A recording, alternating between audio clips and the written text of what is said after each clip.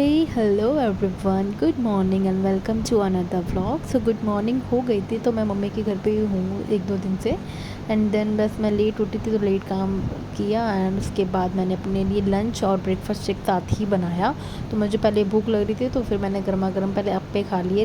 Lunch बनाते बनाते तो अप्पे रेडी हो गए थे और पापा और मैंने खाए। चटनी बनी हुई थी और साथ ही में लंच भी बन गया था मेरा। तो लंच में भिंडी की सब्ज़ी और रोटी थी, वो खाए और फिर मैं सो गई थी। एंड देन उसके बाद मम्मी का कॉल आ गया 15 मिनट बाद ही, जो फिर मेरी नींद ख़राब हुई है। मुझे नींद ही नहीं आ रही थी तो फिर मुझे नींद नहीं आ रही, सोचा मैं मैंगो खा लेती हूँ।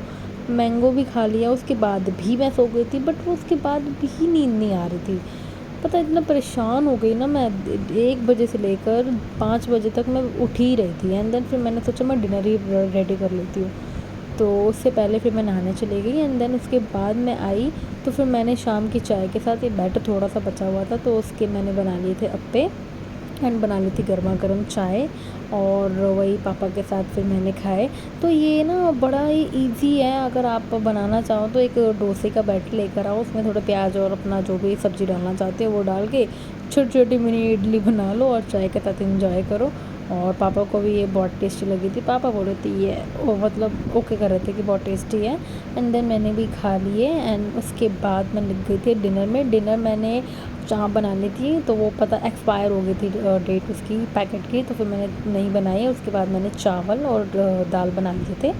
और बस हम निकल गए थे मार्केट के लिए। आज हमें लोकल मंडे मार्केट जाना था, हमारे यहाँ पे लोकल मार्केट लगती है। अगर आपके वहाँ पे भी ऐसी मार्केट है तो आप प्लीज़ मुझे बताना। और यहाँ पे हमारा मेन मकसद था छोले भटूरे खाने का, क्योंकि अगर जो बात ना ये लोकल मार्केट में खाने की है ना, छोले भटूरे या जलेबी, तो वो कहीं पे भी आप रेस्टोरेंट में भी चले जाओगे ना, वहाँ पे भी यहाँ पे इतनी भीड़ थी ना, टोकन लेके बंदों को जाना पड़ रहा था।